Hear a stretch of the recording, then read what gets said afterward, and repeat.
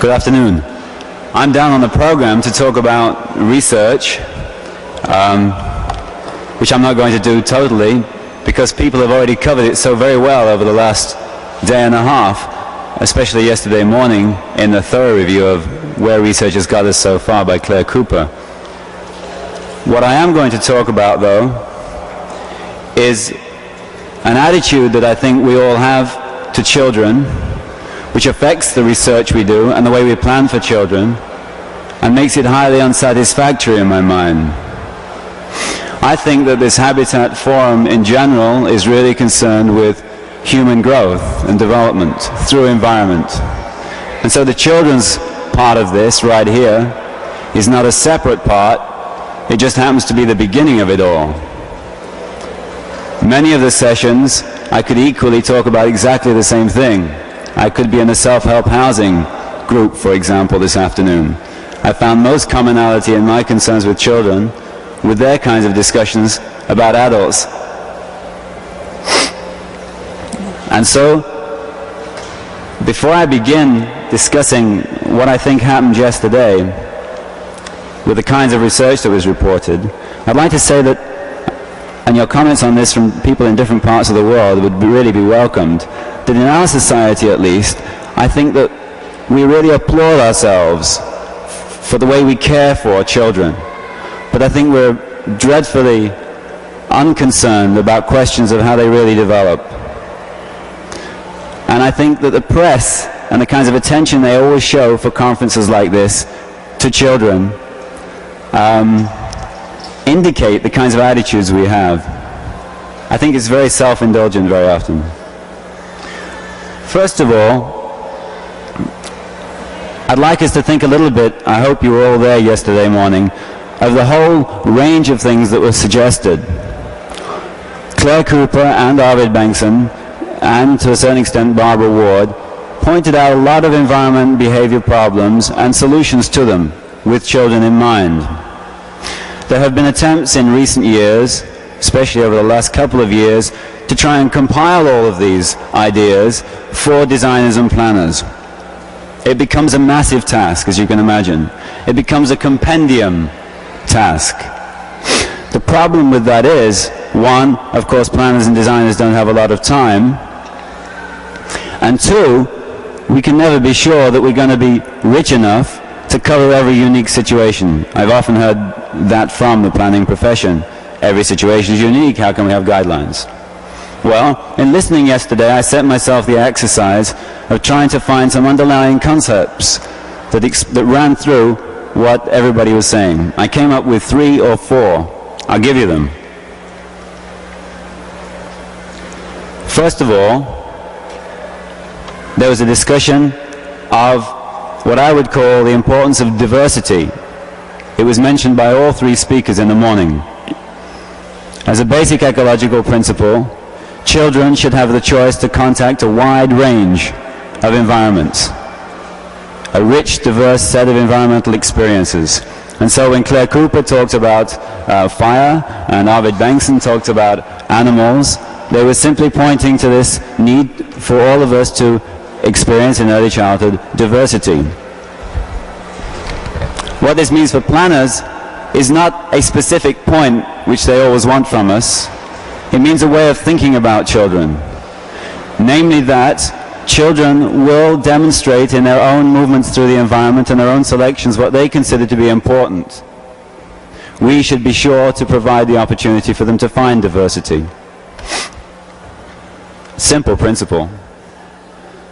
Another major point that ran through a lot of things that was being discussed is what I would call the opportunity to learn.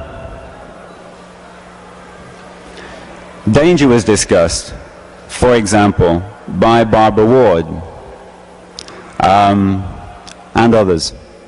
The thing about danger is that we usually... Are you still hearing me?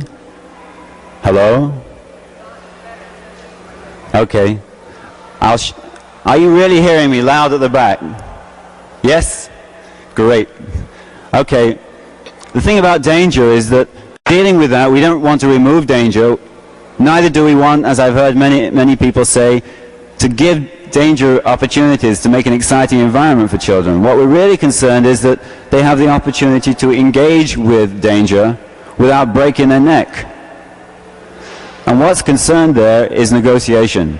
Children should have the opportunity to negotiate in a relatively safe way with the environment. And when you start to look at the dynamics of that, you realize something that's fundamental to all of these things.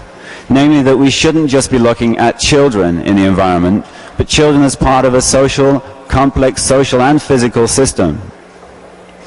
And in the example that Barbara Ward gave us, for example, she talked about parents not being able to watch their children from 300 feet up in a high-rise situation because they can't take care of the children, they can't watch them. In fact, it's really not that way at all. If we're concerned with human development, we are concerned with children being able to find themselves engaging with the world independently and competently, which often requires them being completely outside of their parents, even from a very young age. What should never be broken, though, is the opportunity for one of those two elements, namely a parent or child, to contact the other whenever he or she wants. So it's a dynamic, interactive situation. It nearly always is. We never talk in terms of interactions. Rarely do we talk in terms of relationships. We always come up with piecemeal statements about this situation, this problem, this problem, this problem. Only when you start to combine these things do you start to see these dynamics. To give you an example of that, beyond the high-rise situation, if I could just elaborate a little more, this is not new stuff. It's just that psychologists don't talk about this anymore because they don't deal with complex, dynamic, interactive systems, as you all know.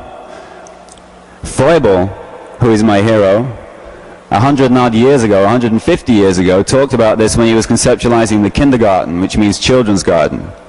And he wrote a book on the education of man where he really discusses how parents have to really allow their children to grow. For example, climbing a tree. If you reach out and catch the kid every time, the kid will never learn to climb a tree. Furthermore, he'll never dare to climb a tree. Another example, much closer to home for all of us, busing. I found, and others of my colleagues have found, that children do not know from a very young age how their home relates to school. That is to say, they have no conception mentally of where they are in relationship to their mother or their father. That's especially crucial in our society with regard to the mother because, as you know, she's usually the caretaker. What this means is that if that child's ever in trouble or feels in trouble, the child will be really disturbed because he or she cannot maintain that link. Busing, of course, is really discussed a lot. I have still, to this day, not read any kind of sensitive discussion of what busing means for children. There is never any statement of the experience of busing. Not just the ride, but what it means when you get to the end of the journey, away from home.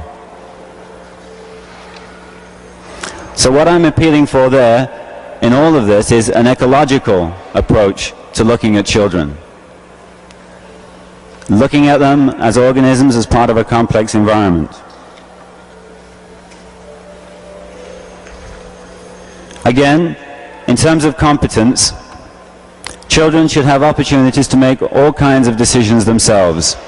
We heard from Robin Moore, from Claire Cooper, from Arvid Bengson, that children should be able to manipulate the environment. That's one kind of manipulation, that is, building things, making things, super important. I could document to you in a very vivid way how much more that is denied girls in our society than boys. Again, I can't talk very confidently about other cultures, only North America and Western Europe. Also, the way one is allowed to move away from the home is really a kind of manipulation. And if you find your space entirely defined by adults, and your movements in time, that is, your day, done by adults and prescribed, as we find, I'm afraid, especially in suburban North America, what that means is that children have very few opportunities to make decisions for themselves. That is extremely important. I think suburban America really prides itself on its care for children. It's gone too far. Furthermore, it's conceived of it wrongly, I think. It's conceived of it in terms of caretaking. The same is true of planning. We always think in terms of particular problems, particular solutions. Always in terms of taking care. The kinds of research that's been done so far has been, not surprisingly in North America, the objective, observational study of where children are and aren't. Distributions. Claire showed us one example yesterday of such a distribution of a housing area. Fortunately, she's one of the few people who does a whole host of other things to find out where children are at. But that kind of study is on the basis of that kind of study that we've made decisions. There are a whole lot of things wrong with that. One of them is that we know nothing about who those children are.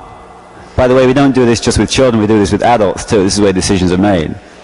If you don't know who the child is that you've observed and put on your maps, then you really can't say anything about all of the things I was just saying was important.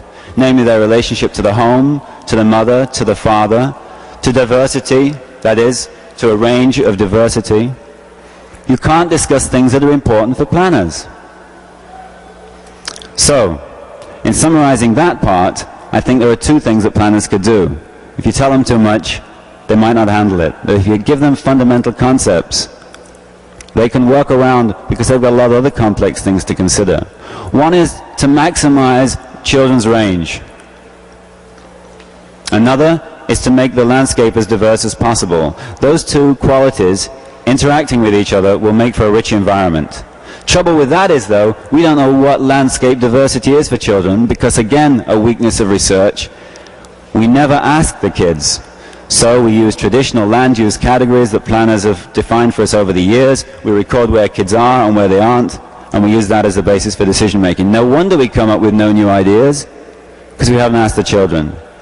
There are research techniques now being developed to enable us to do that, to let children to express for us how many, for example, different kinds of dirt they discriminate. Adults don't discriminate one.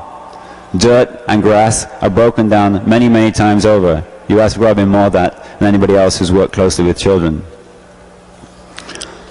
Finally, because I'm being told down here that I've got to hurry up, there needs to be an emphasis in education on all of this.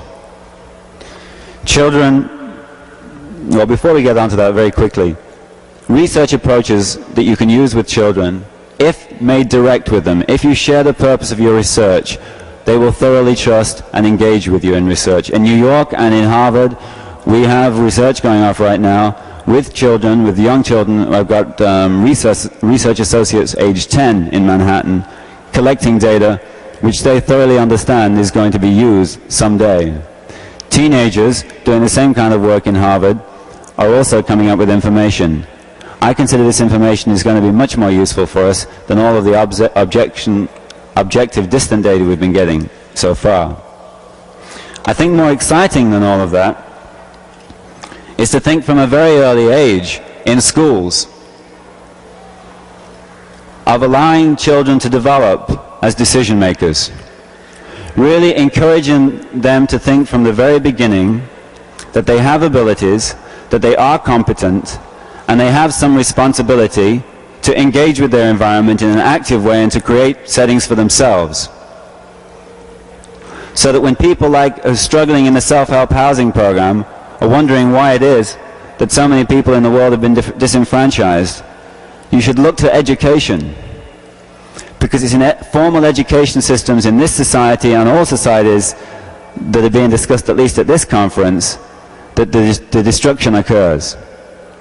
It's there that we're told we are incompetent, we are incapable of creating environments for ourselves.